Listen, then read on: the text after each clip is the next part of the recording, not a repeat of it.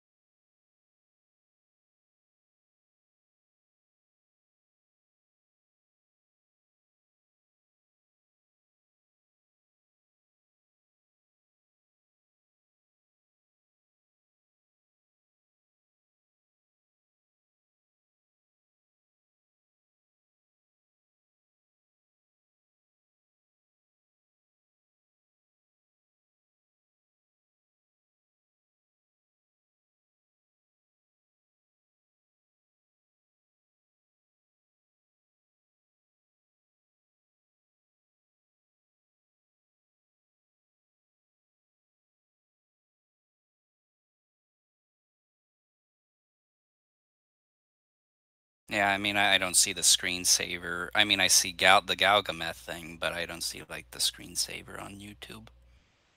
Are you on YouTube? Okay.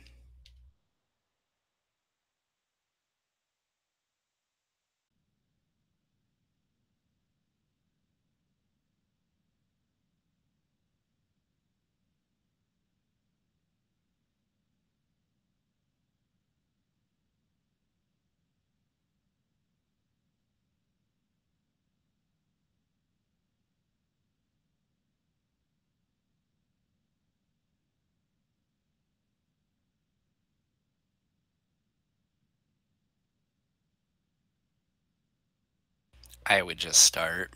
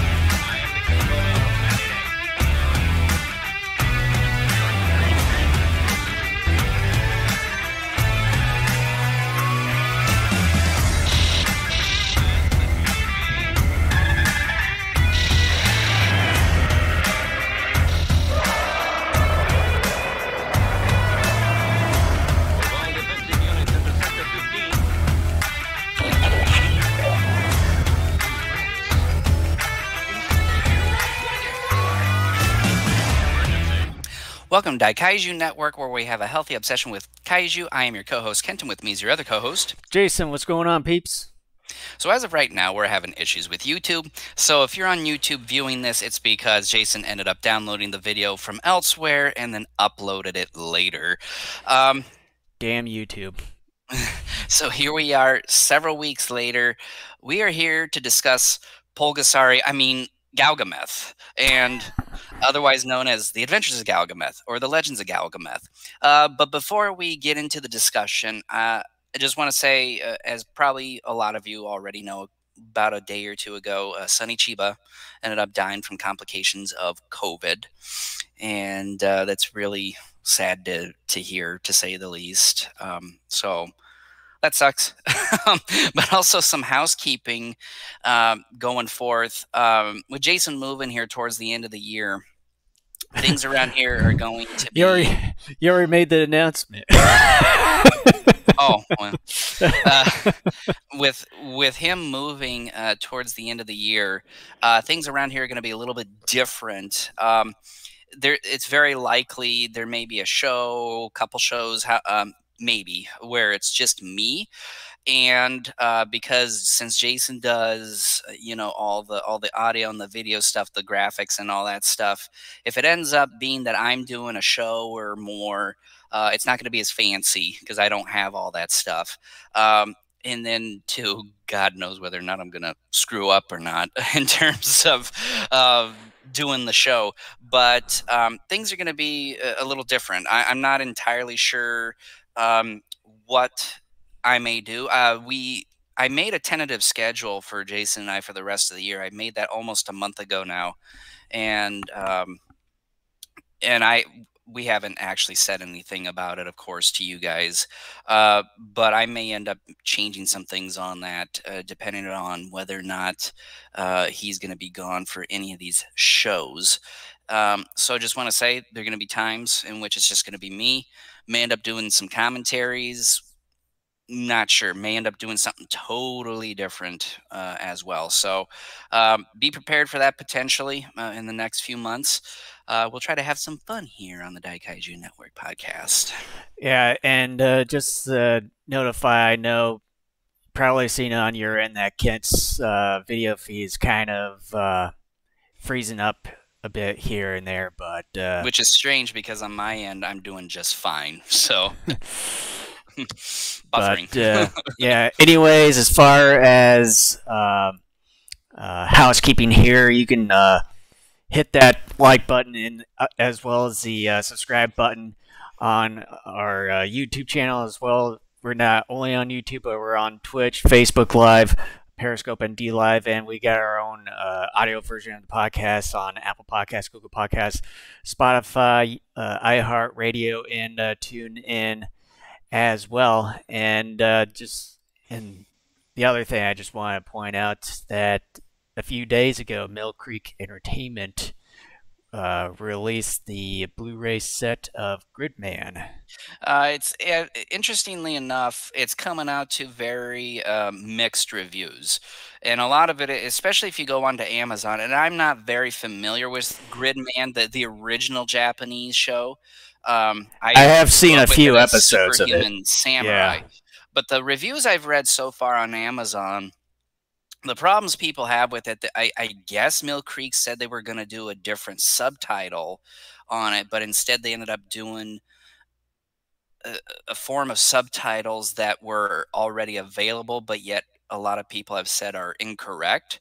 Again, I'm not sure. I'm not familiar with the Japanese version of Gridman. I got mine from Deep Discount. The unfortunate thing is Deep Discount, when they packed mine, it kind of like messed up the cardboard sleeve, so I was pretty pissed off about that. Yeah, and I've at least seen a few episodes of the original Japanese version of Gridman, and it's available on YouTube. I think it still is on the official Superaya YouTube channel there, or if they do a certain amount of time here and there. But yeah, so that's just released here on August 17th for a Godzilla price vs. Kong is back on for HBO a Max. price of $41. It's actually cheaper than that. Like on Amazon and Deep Discount, I got charged, I think, $27 or something like that for it. It's going for basically the same over at Amazon as well. I'm just going by what's showing on here. So, but yeah, I mean, like I said, there's some controversial reviews on it, and I guess it has everything to do with the type of subtitles that they're using. Again, I'm not familiar with it, so I can't really comment on it, but that's just what I've been reading so far in regards to this new set. So once again, my tokusatsu TV show collection keeps growing, and I have made this much of a dent in it. So well, you need to make that a bigger dent one of these times. I'm going through the original Star Trek series. It's taken a while because those are hour-long episodes. So fuck that. Just go. I'm having a blast. It's taking a while, but eventually I will get through it. So if there's nothing else, you want to just get on with our discussion for this episode? Yes. Yes. Let's do so. Okay. That was a little unclear there. Yes, you have housekeeping stuff, or yes, you want to continue the discussion. Um, okay, so here we are. We're talking about 1996's The Adventures of Galgameth, or The Legend of Galgameth. I'm just going to call it Galgameth for short. This was a home video release. Technically, it came out in 96, but it didn't reach America, or should I say, it wasn't released in America until 97. This is an American produced film, though. It went straight to video.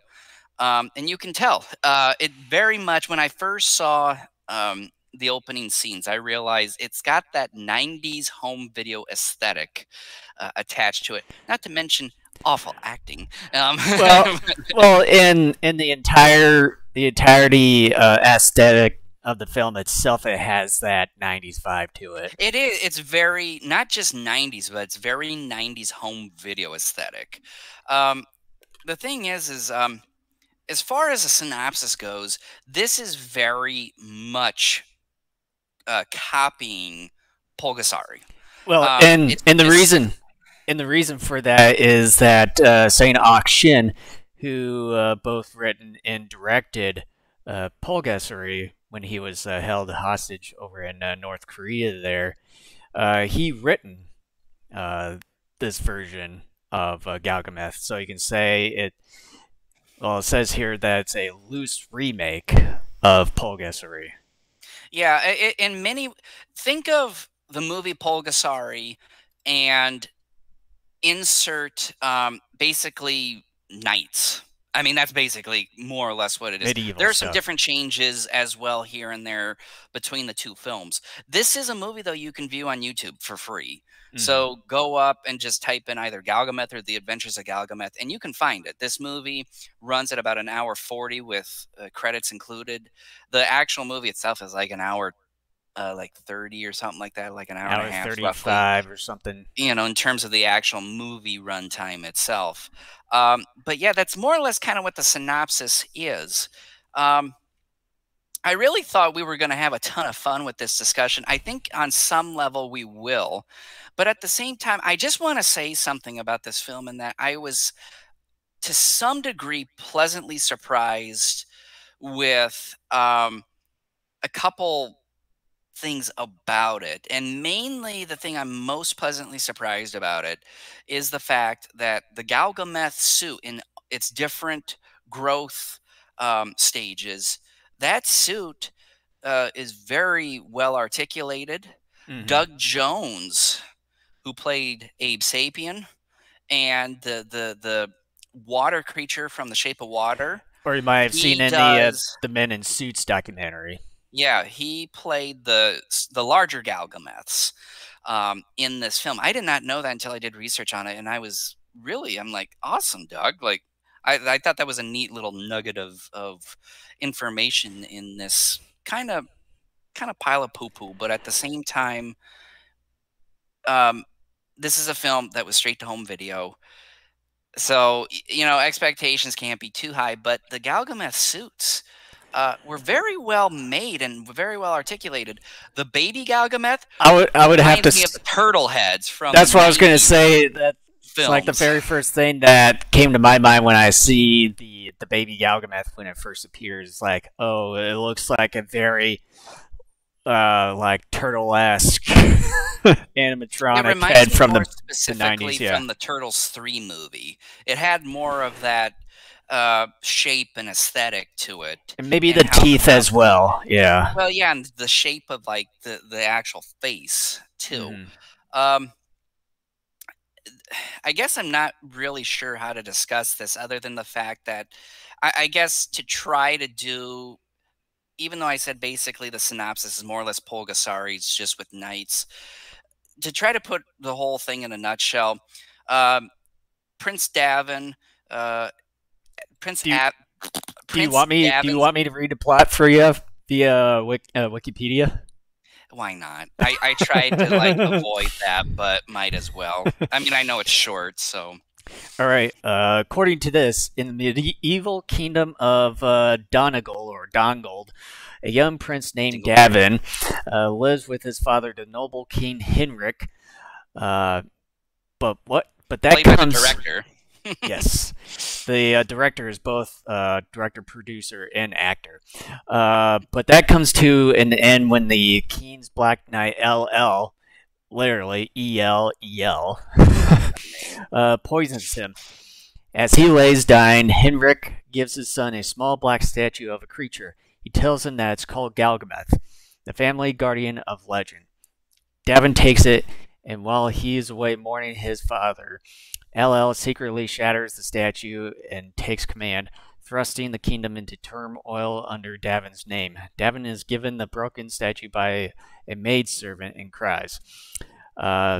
The next morning, he finds that the statue has become a living creature, and he nicknames Galgi. Brought to life by brought to life by the prince's tears, Galgameth becomes his friend and guardian as he finds himself chased by LL and in the company of a disgruntled peasants who are planning a revolt in order to dethrone the man they think is the source of all their trouble, Prince Davin. Yeah. So it's literally the entire synopsis to Polgassery. Yeah, and I've been of two minds sort of about this movie because on the one hand, it is a PG kids type of film that went straight to home video, and you know when something like that occurs that uh, one of two things happens. Either originally this was a movie that was intended to go straight to home video, or initially when they started production, they were hoping to maybe put it into theaters, and then along the way, the studio's like, "No, this isn't good enough. We're just going to Well, put it straight to home I video." probably would at And least say that they would probably release it in theaters over in Spain because that's when this movie was it is released. very possible, yes, in foreign markets, it may have had a theatrical run. Here in the States, no, that wasn't the case. Um, and and and I'm of two minds about it. As I've getting older, I become a little bit less harsh on certain movies, kind of like this, because again, uh, it's kind of more or less kind of a kids' film, and again, straight to home video product. Um, and part of me has anymore a difficult time sort of heavily criticizing it. I will give it criticisms, but it's not like a Shin Godzilla movie, for example, where that was definitely a theatrical release. That was something that was, a big motion picture and stuff like that.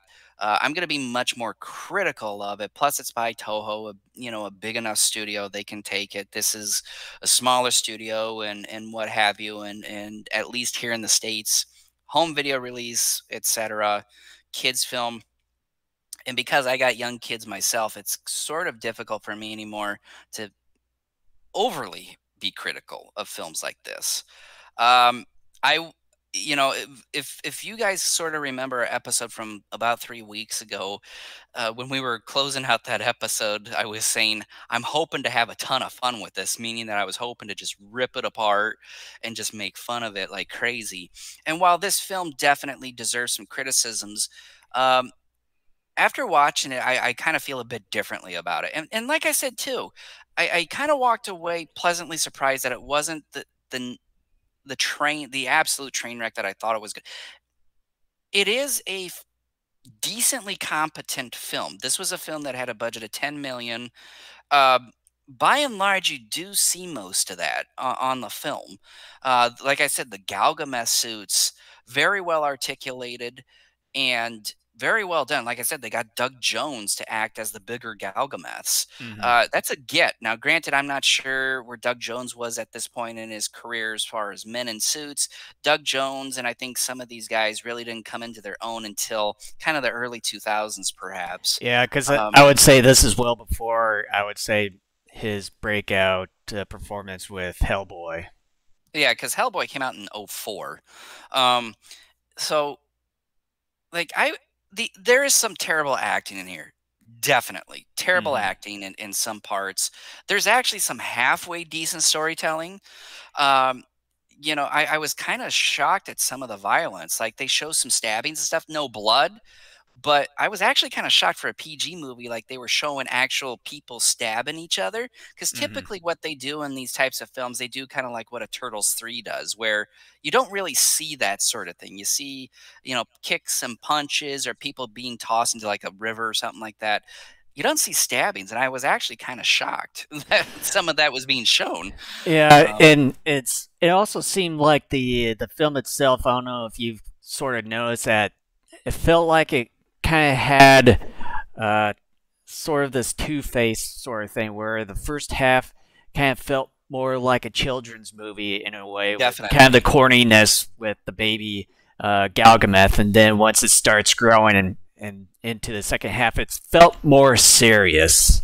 It definitely It felt felt more like a serious film. and it felt like the story's gotten better since Not then. only that, but here's where I think the difference was made. I definitely, I think, in terms of how the story was written, kind of after Galgameth got bigger. Not only did I think the writing itself change, but because I think Doug Jones became the actor then at that point for Galgameth, I actually found myself, interestingly enough, kind of like, oh no, Galgameth. Like I knew Galgameth was going to survive at least through the end, but there were times I'm like, oh no, like don't Well, hurt him, don't hurt Galgi. well, But then like towards the end of the movie, there when he goes into the ocean try to save Davin and stuff, that that kind of pulls your heartstrings yeah, a like bit. yeah, again, it's very well acted by Doug Jones, and I'm granted, I will give some credit to the story writers because they wrote this stuff up, but I give most of the credit to Doug Jones in terms of his interpretation of Galgameth in various moments, and then of course to the person off screen dealing with the facial motions of the suit. Um, Hmm.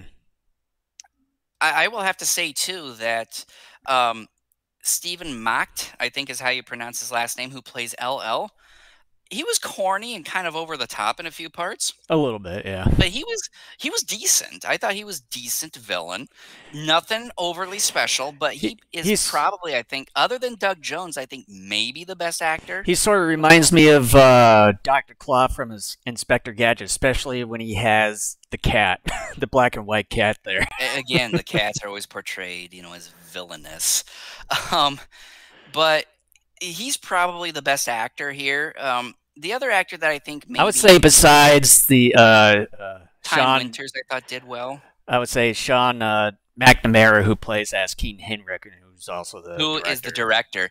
By the way, Sean McNamara is a little bit of a dick here because he's in the film for like 5 minutes, and when you look at the credits at the end of the film, he puts himself second billing.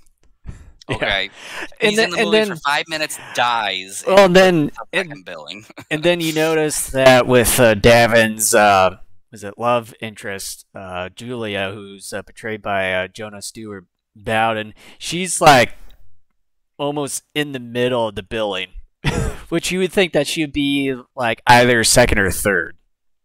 She should have been, I think, at least third. You can make an argument that Stephen Mocked maybe was second.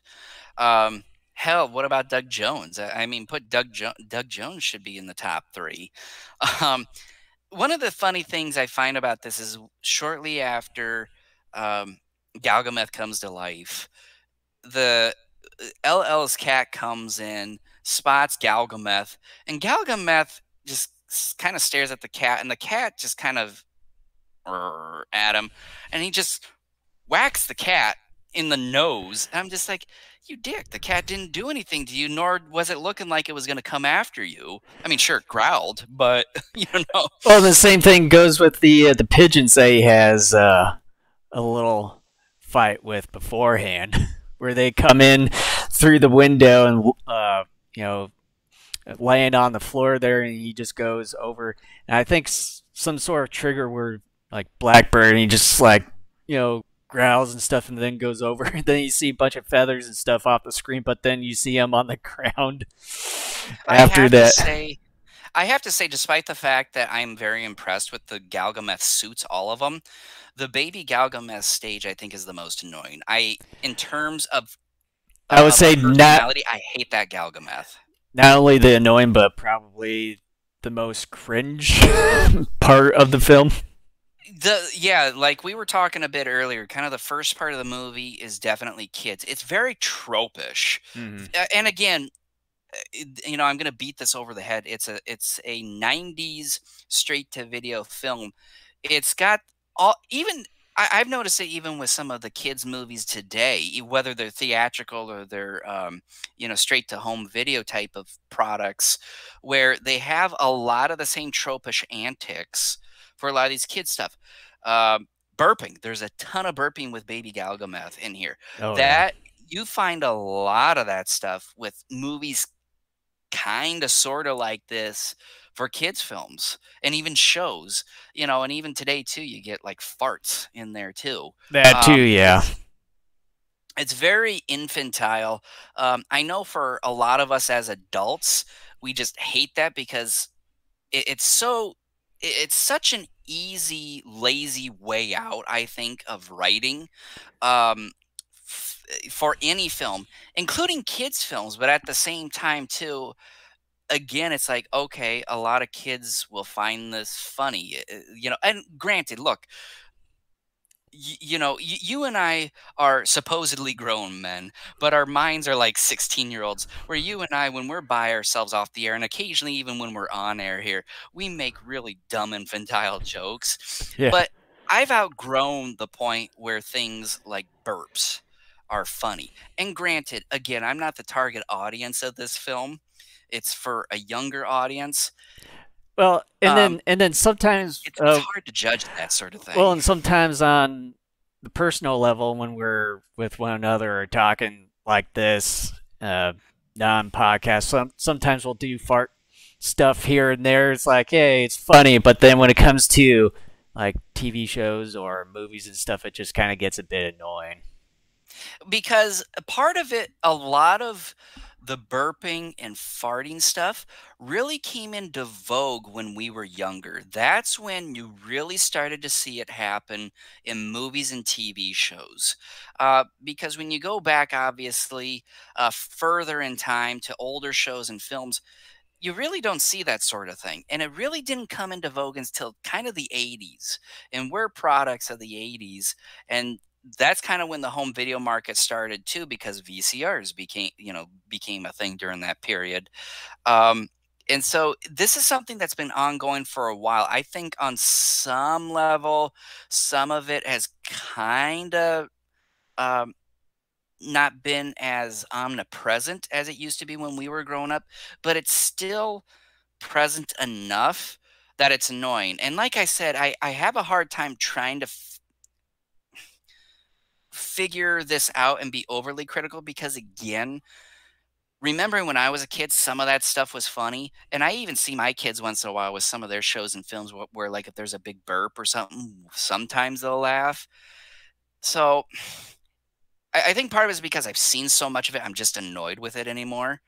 Um, so I think that's definitely part of it. But then again, though, too, I guess if kids are laughing at it and the target audience for this film is kind of the age group of my son's 6, I guess if it does make that age group laugh, then why not? But as an adult, like I said, I'm just tired of it. I think it's lazy.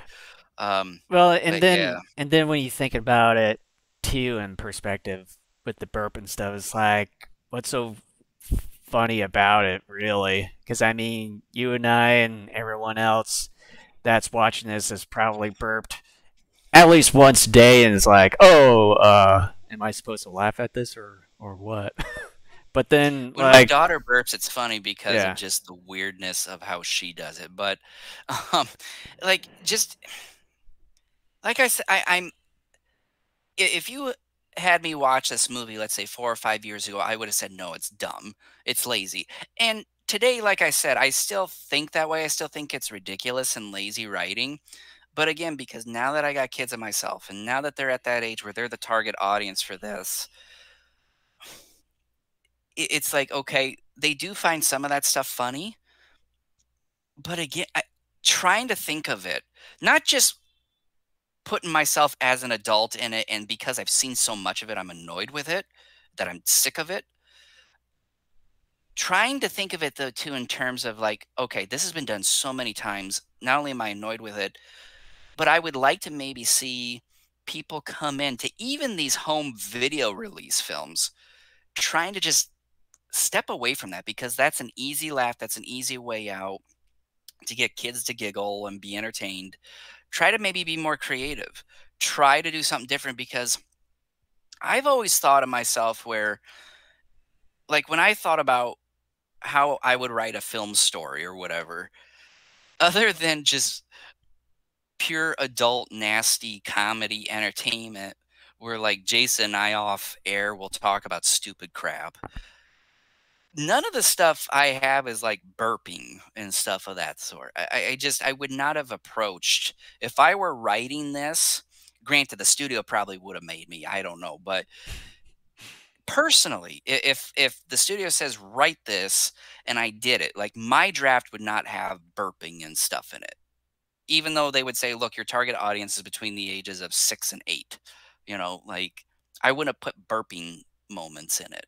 I would have tried to put maybe some cutesy, some tropish stuff in it, but not burping.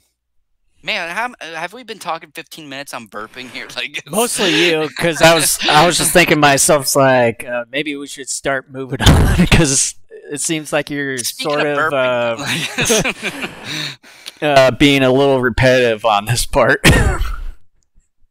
well, like I said, I'm just of two minds about it. It's just hard because again, straight to home video, you kind of know what you're getting in terms of quality. I have kids of my own that are the target audience. I've seen them laugh at some of this stuff before, but as an adult, I'm annoyed with it anymore. Like, you know, I'm just putting the icing on the cake here. I'm just kind of concluding this. So why don't you take over for a while? Otherwise, I'm going to continue to talk about burps. uh, so yes, let's move on completely. No more of the burp shit. um, so let's talk about the practical effects, or more or less the visual effects, because there's both practical and some computer visual graphics in this as well. And I know we had talked about a little bit of the practical effects, mainly when it comes to the Galgameth suit there. And it's with the animatronics and everything, mostly the head part. It's just as sophisticated, and I'd probably say a little bit more advanced, well, even years after the Turtles films, and even Jurassic Park for that matter. It seems more lifelike this time around, and it gives the suit some more life to it when it comes to the facial expressions, either if it's the young baby Galgameth or the adult uh, uh, Galgameth as well. I really liked. I mean, just seeing the facial expressions, not only the eyebrows, but then the lips, kind of moving as well. I'd say this is out of a lot of the animatronic uh, versions I've seen over the years and stuff. This is probably one of the more lifelike versions that I've seen so far. Yeah, again, like I said, near the top of the discussion, um, that was in my to me the biggest surprise of the film was just how good, and even the fact learning that Doug Jones did the acting and how much I was finding myself Yeah. connecting with the Galgameth character. Um, I was very impressed with this. I mean, yeah, a $10 million budget by 1996 standards, wasn't great, but it still was actually decent. Decent budget even for a home video release. And again, like I said, I'm not entirely sure whether or not this was originally intended to be in theaters, and then the studio was like, nah, this doesn't look up to snuff for a theatrical release, or if it was originally intended, I'm not sure. But that's a decent budget for '96 film, and I'm glad that whoever they got, and I didn't stay to watch the credits. I don't know who they got to put this suit together, Yeah, but I they didn't bother to check.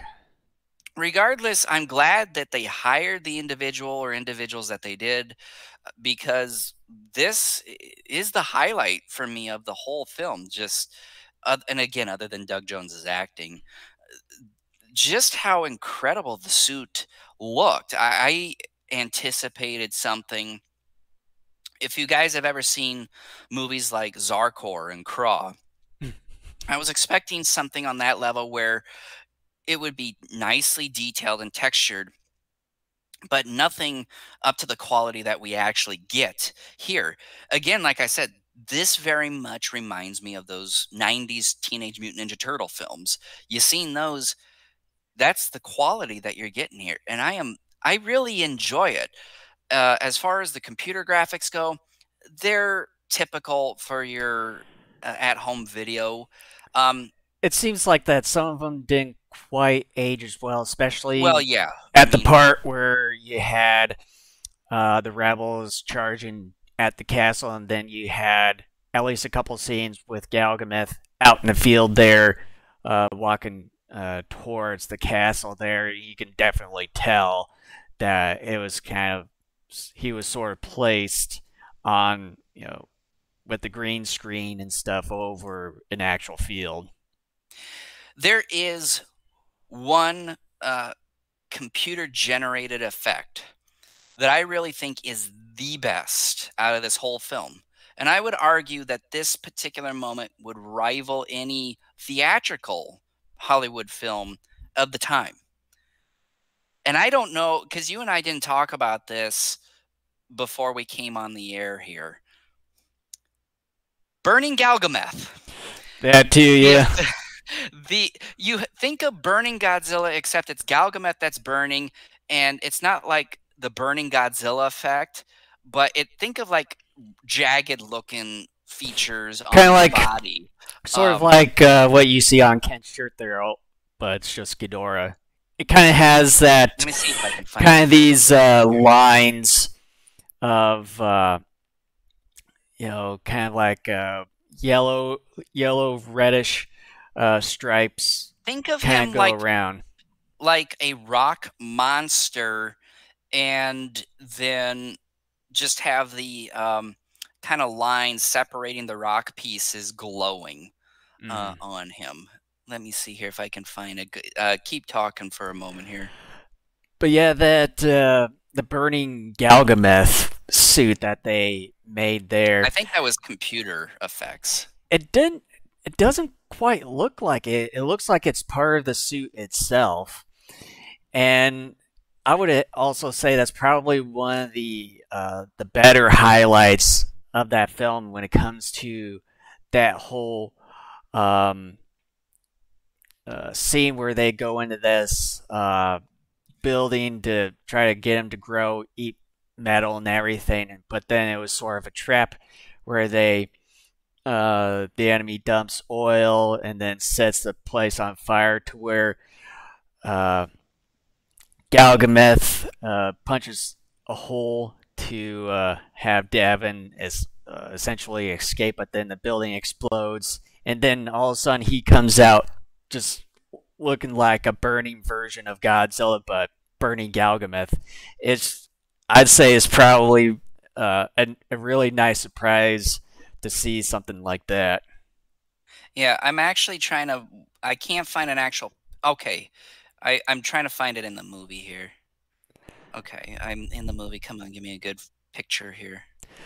But and one of the other things I noticed as far as the visual effects, probably one of the things that you can definitely tell is when it was Okay, the baby Galgameth, and they were about to was it one of the okay, here. executors was about to behead Julia, and he has one of those axes and tries to swing at Galgameth, and then he catches the axe head with his teeth, and then Biden chomping down on it, you can definitely see that that's all CGI there.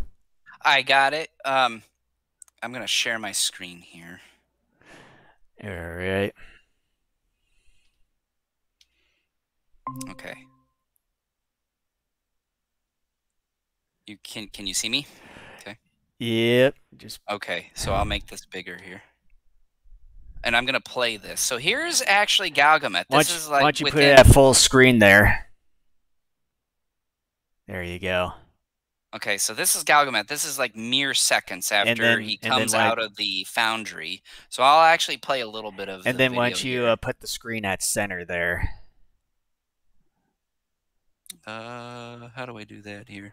Just move the browser window. Your browser Oh, window. well, I can't do that without Oh, okay. X. Yeah. Okay, so here I'll play it so you guys can get an idea of what we're talking about here with the effects.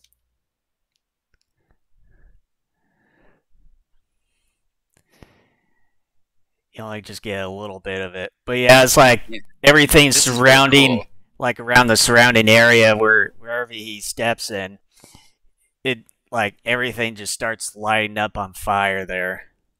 I don't know. I don't know if that's a suit. I mean, you might be right. It could be.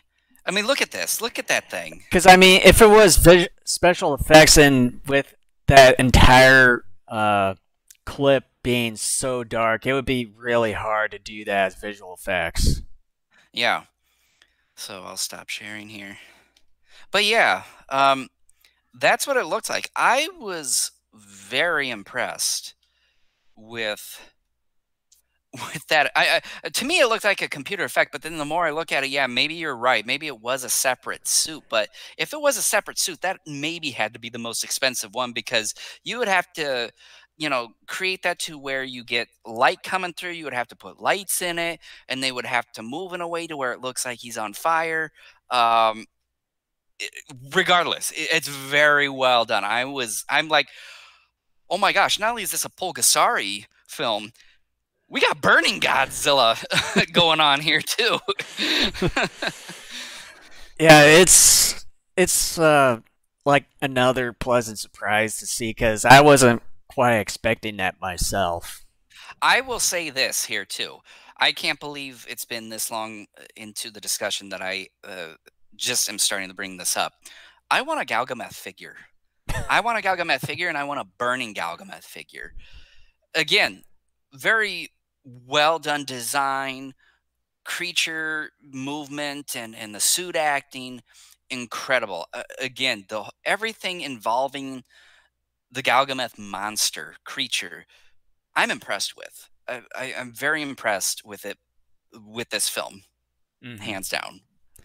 Yeah, and when it comes to the figure or something, I wonder if you could get in contact with some of the people that usually go to G Fest once a year. I forget the name. It starts with a Y. It's sort of a weird name. I wonder if they would be able to do some kind of prototype or something of that Galgameth, both versions. Yeah, I mean, I don't know, but I, again, was just blown away by it. Let's talk about acting, Jason. You start off.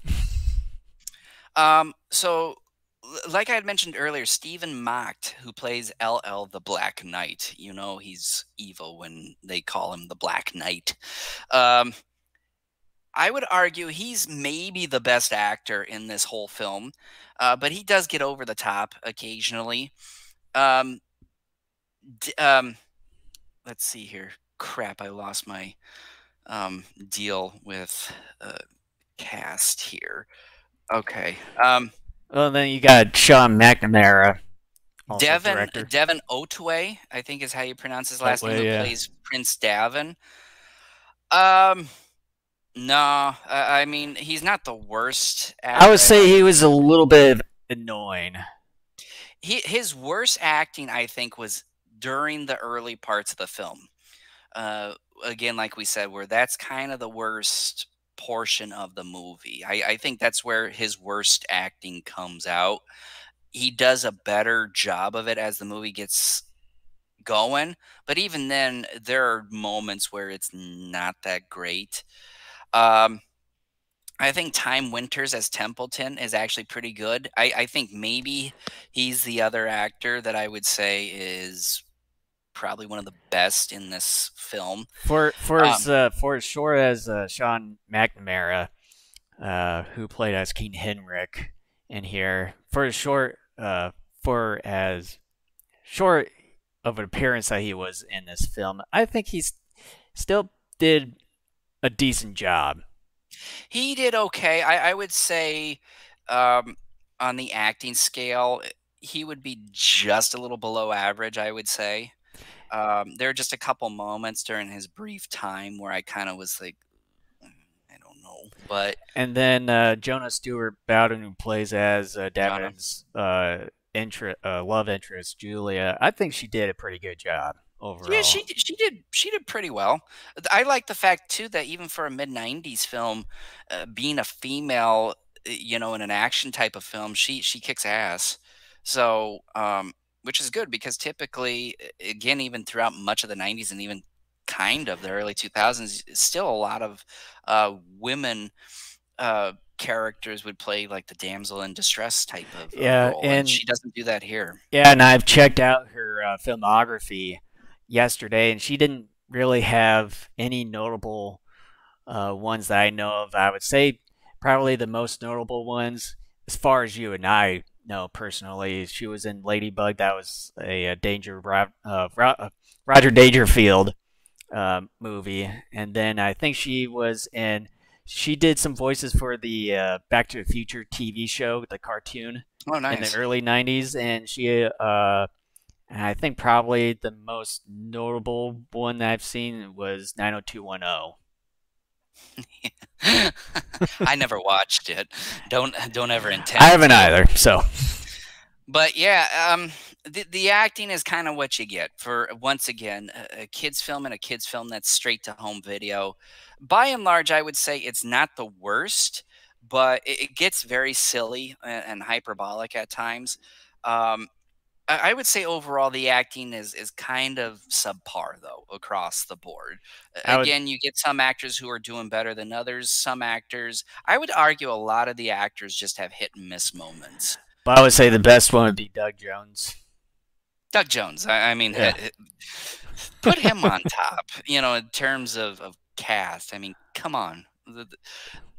He made me feel for Galgi. By the way, let's talk about that ending. Galgameth trying to go out to sea. Uh, LL and his goons put Davin, who is King Davin at this point, obviously, uh, onto a ship, set it ablaze. Galgameth has A weakness for uh, salt water. yep, and so he knows he can't really go in, but he sees Davin, who, if he doesn't try to do something, is going to end up burning alive. And so he goes in and he's just wailing in pain the whole time as he's trying to reach out to Davin. And of course, they show occasional shots of like his foot gradually coming apart and all that. I'm With just, all these sparks and everything yeah, to the chain talking reaction about the sort of thing. reaction. Yeah. And again, I'm like, Kent, you thought you were going into this thing to make fun of it and just, I was, yeah, I was sort of when you sort of texted me, I think several hours before I started watching it too, I was like, I don't know if I really want to go through with this. But then after watching through the whole thing, it's like, damn, this is much different than I thought it would be. Yeah, I mean, look, the whole movie ended up being better than I thought, but we'll save that here for a little bit later. But yeah, that ending. But I knew though too, and it wasn't just because I thought of Polgasari, but because of how kids movies like this end. I'm like, yeah, technically Galgameth is kind of dead, quote unquote, but I'm like, I bet you they'll find the little statue deal on the beach. Sure shooting they did, and then as I thought of that, I'm like, oh yeah, like I remember the end of Polgasari. He went back to a statue as well at the end of that. But yeah, I didn't even think about that because I just was like, no, it's a kids movie. He was a statue. He's not dead, like he can still come back to life, but in this form, he's just sort of defeated, I guess you could call it. Hmm. But yeah, and then the fact too that Davin ends up stabbing LL in a PG kids film. Just Well, at first, the way it looked like the first time in that final battle when he has the big sword and then going down, it looked like he actually stabbed him, but no, I unfortunately, knew it's that wasn't going to kind of the happen. usual trope, having the sword in the ground off to the side. I was probably towards the head, and sure enough, it was. But yeah, that was sort of unexpected in a way when LL gets up shortly after, takes the sword from the ground that Davin had, and then tries to charge at him, about to, strike him down and stuff. But then Davin finds the little dagger in front of LL's belt there, quickly grabs it, and then stabs him in the stomach. I was not expecting that. What I thought was going to happen was like Templeton was going to come in and like kick him out of the way and then like Or arrest arrest him or him. something like that, yeah. Yeah, yeah, that's kind of what I thought. But then I should have known better because 10 or 15 minutes earlier in the film when we had the big fighting going on, that's when you had some people slicing and stabbing each other. Like I said, there's no actual blood being shown. But again, I should have known better. Well, I you should did have see been some like, blood in certain well, yeah, but instances. it's not like what you would find in an R-rated version of something Right. like this. Or PG Uh, 13.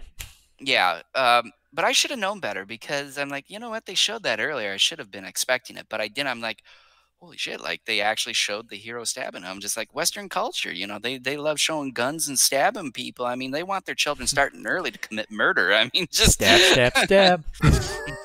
stabby, stabby. Like, just I was kind of like, oh damn, like they actually went there. Hmm. In a kids film, they actually had their hero do that.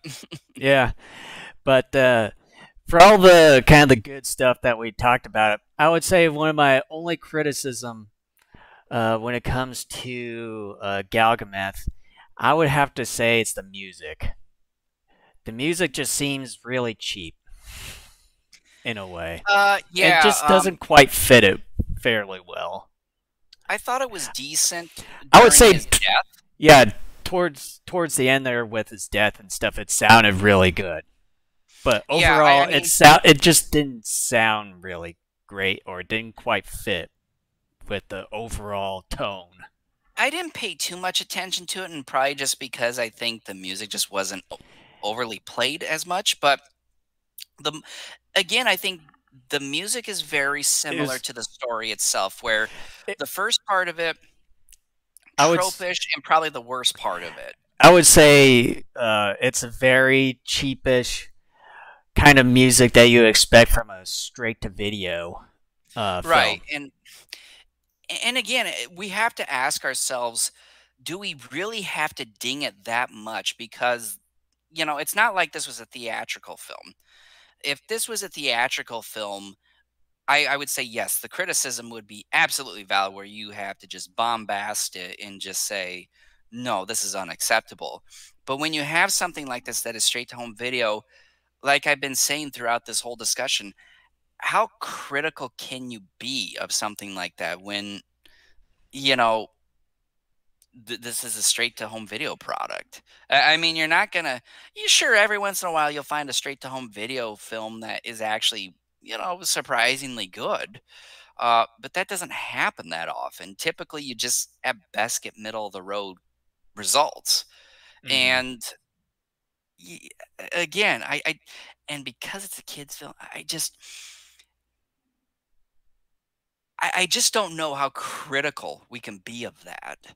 Um, Again, like I said, going into this, I really expected something absolutely terrible. Hmm.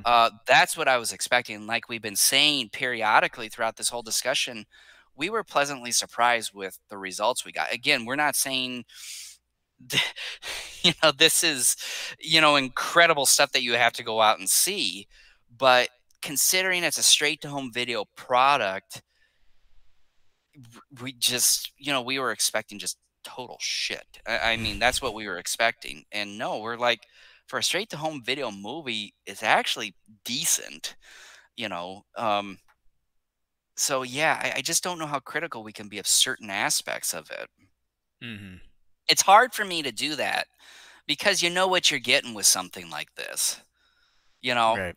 like I said, it's not like a Shin Godzilla where a lot of money was spent, to not only produce it but to advertise it and to distribute it, to even put it in theaters abroad. A film like that I think deserves when you when it when it deserves heavy criticism, it deserves it.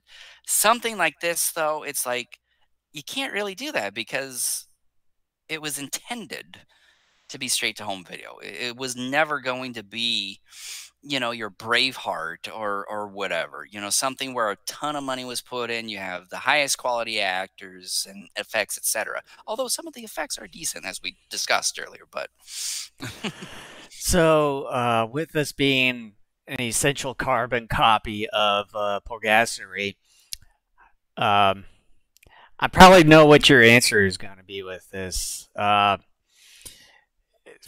Since we've seen both of these movies now, how would you compare the two, and which one would you think is better? the answer to this may surprise you in that I can't really give you which one I would prefer over the other, simply because the last time I saw Polgasari was when we did a commentary on it like 8 years ago, I think it was. Um, that was the last time I saw the film. I own it on DVD, but I haven't watched it. Uh, because if you remember, when we did the discussion and then we ended up doing the commentary a short bit after that discussion, I was not a fan of that film. And I love the aesthetic of certain Asian films. Now, granted, that's not a Japanese film, although you do have some Japanese crewmen working behind the scenes on the film. And um, just going off of memory of that film, um, the music was okay. I remember complaining, about the music then. I think my biggest complaint about Polgasari was I was bored uh, most of the time. And this is just me saying this right now, just going off of memory from Polgasari. It, and this could change because like if I watched Polgasari right now, maybe my opinion would change. But if I had to pick which one, I like the aesthetics of the original just because again it still kind of has that Asian aesthetic to it. But I think in terms of substance, I would maybe prefer Galgameth. Um, just because I Doug Jones again, Doug Jones, and just how well made that suit is. Now, granted, this film was produced 11 years after Polgasari. Technology had changed, but still, even the technology was available in '85 when Polgasari was produced. Um, and I remember the suit looking cool, but it didn't have all the um, articulation and stuff like Galgameth has. Like I said, this isn't my official opinion just because, again, it's been like 8 years since I've seen Polgasari. And I'm just going off of memory, but I remember not caring so much about that film. I remember when we did the commentary, it was you, myself, and another individual who was an occasional co-host, also or guest on this show. And you two were kind of the ones sort of defending the film. You guys weren't overly in love, but you guys thought it was better than what I gave it credit for. I was the Scrooge of the group when it came to that particular film. But again, going off of memory, I think just in terms of substance, I maybe would prefer this one, even though again, this would not be a film I would watch all the time. This would be a film I'd watch maybe once every 10 years, maybe. Um, but I think maybe I would prefer this one. And part of it too is just the stickiness and kind of the awfulness of it in various parts. Whereas I remember being just overly bored with Polgasari. I would rather watch a bad movie and be entertained by its awfulness than to watch a movie that tries to be artful but dull. And Hmm. again, I'm not saying Galgameth is awful. It's not great by any stretch of the imagination, but it's better than what I was expecting going into it. Hmm. Yeah, as far as I would say, story, the plot, and everything, I probably would prefer the Galgameth story because it feels like it has more substance and a lot of things going on. I would say it's a little bit more complicated compared to the story that was used for Pulgasari. And even with the suits and some of the practical effects between the two, I'd say, even like you said, with them being 11 years apart, they still are pretty darn good, even with one of them being 11 years old. There's not a whole lot of difference, but as far as some of the advancements when it comes to the animatronic parts, particularly the head, because I know we get some of the head shots from Pargassery and stuff. I think there's probably some expressions used in that animatronic head that they use in it, but it was not quite. I would More say it was limited. more, yeah, more limited to the Galgameth head animatronic in a way. And then, especially, you have the performance of Doug Jones, and that's one who did a pretty uh, good job with the He did an portrayal amazing job. of The Galgameth. best actor of the whole film.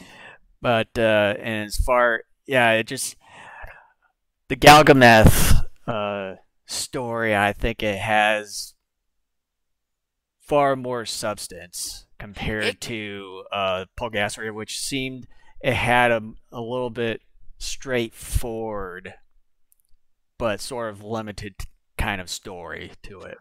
Another compliment I really want to give this film, and this is something again I'm surprised we didn't bring this up until this late in the discussion. Another compliment that needs to be noted of this film is that this movie gets its act going pretty quickly. I was afraid this was a film that was going to meander and take a long time for Galgameth to show up and all that. No, that's not the case. Galgameth shows up probably within 10-15 minutes Yeah. of the film starting. Hmm. Um, this film this film gets the monster action going pretty quickly. And if I remember, and I could be wrong, because like I said, it's been a long time since I've seen Pulgasari. If I remember, I think Pulgasari took a little bit longer. I think it took a bit more time to get its act going with the monster. And then once the monster showed up, it kind of was rolling a bit quicker.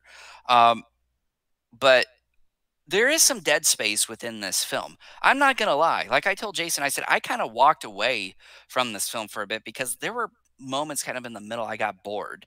I really thought that there were some moments that either could have been completely cut out or even trimmed. But by and large, this is a film that gets the monster action going pretty quickly, even though it's tropish and kind of the worst part of the film just because it's goofy music, The childish baby antics, and all that stuff. Galgameth.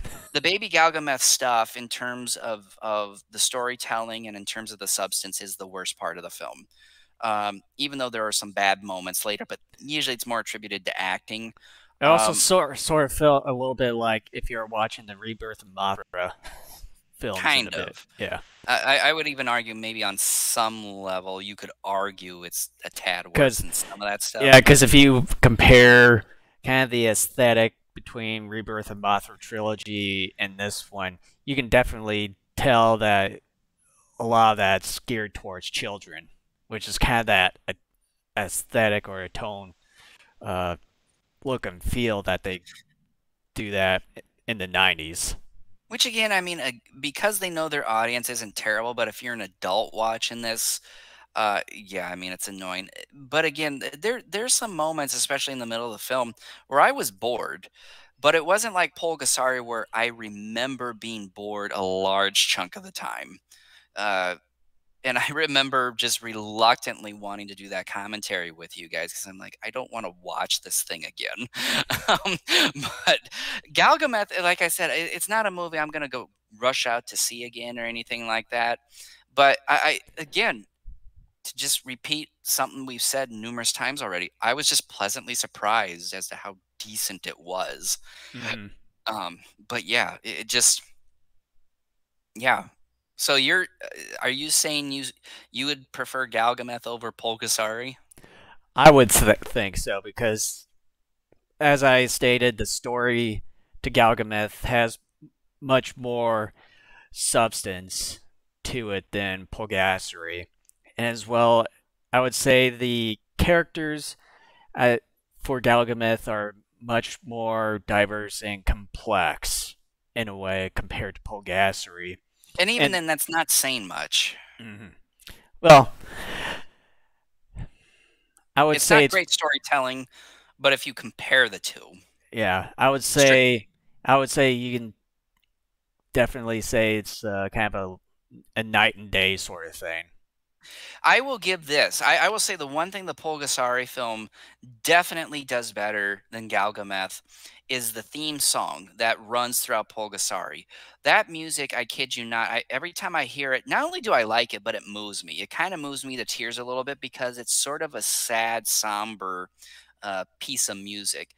Um, that I will say um, is the one thing that that film definitely through and through does better than Galgameth for sure. I will totally give like a theme music or just in general music award to Pulgasari. But I think other than that, Galgameth has Pulgasari beat by I think a little bit in just a, if not a lot in certain areas the rest of the way. As far as the suit and stuff, I would say both of them are pretty darn good. Yeah, I I would say still would that's give it. probably the best between the two. I still personally would say Galgameth is better though. Well, especially you had, I would say, obviously many versions of it, especially the Burning Galgameth. That right there makes it the undisputed champions. So are we ready for final thoughts here? I believe so. So why don't you go? Yeah, when it comes to Galgameth, obviously a carbon copy of Pulgasari with Sainok Shin being a part of this project in which he directed and written Pulgasari, but this time around he only written uh, Galgameth and everything, and just from seeing it or before going into it, I wasn't entirely sure because I know I've seen kind of over the years some snippets from the beginning and just with that aesthetic as we talked about with that 90s vibe look and feel to it, it just felt like I don't know if I if we really want to deep dive into this, but now since that time has come, it's like oh no.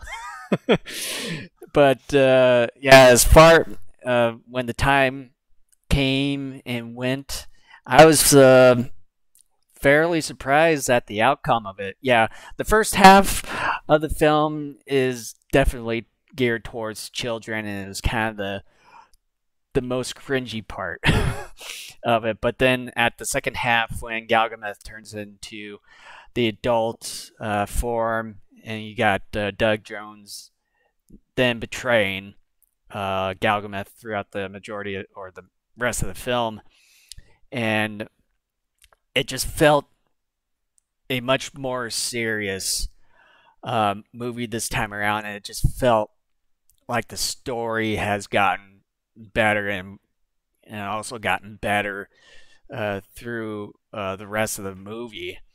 And yeah, the practical effects, the characters, I would say on they were pretty good on average. I would say overall.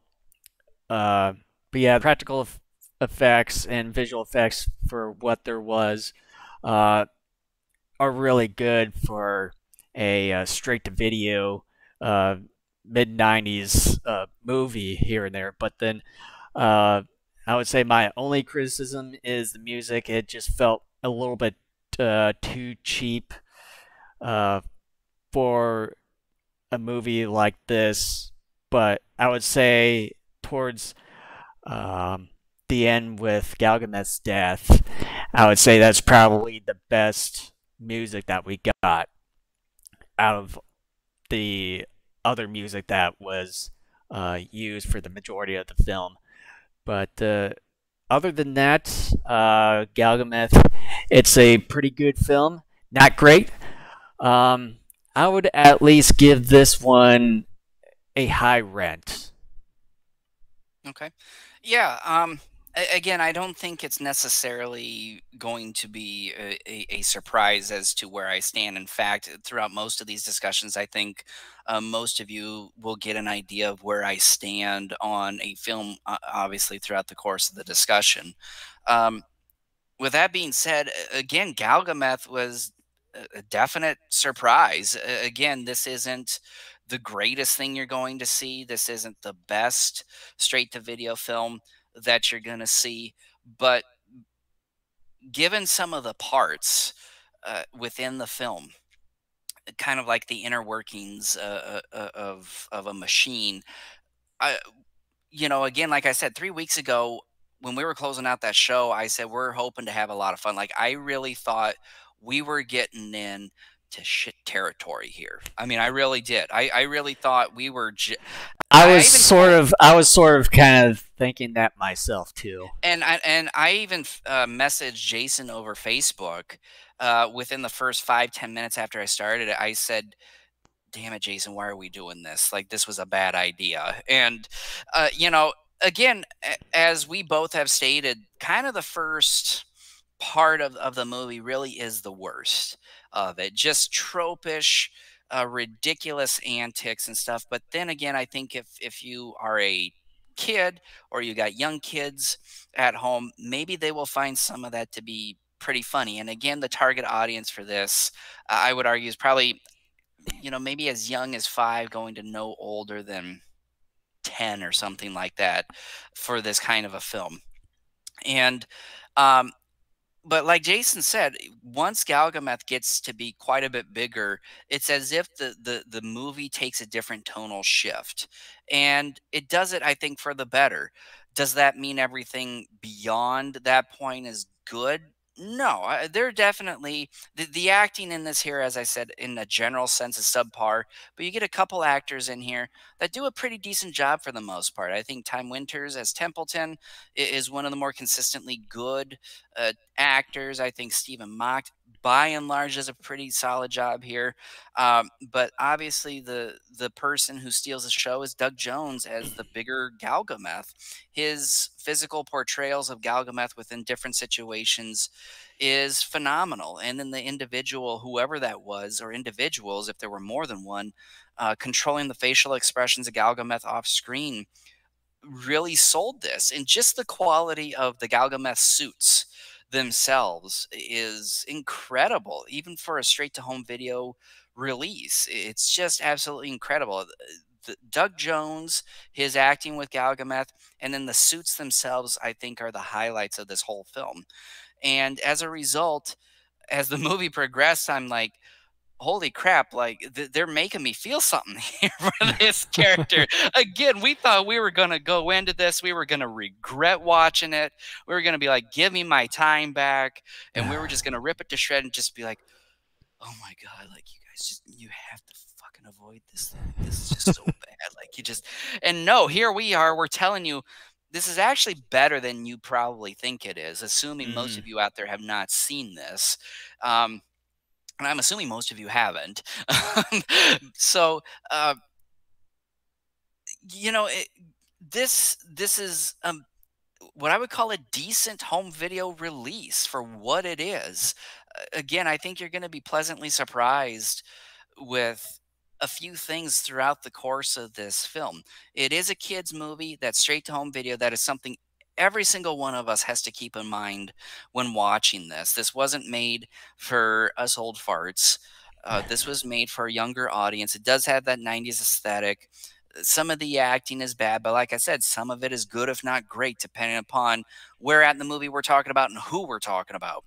I felt quite a bit for Galgameth at the end of the movie. A lot of that is attributed to Doug Jones and accompanied with the score as well.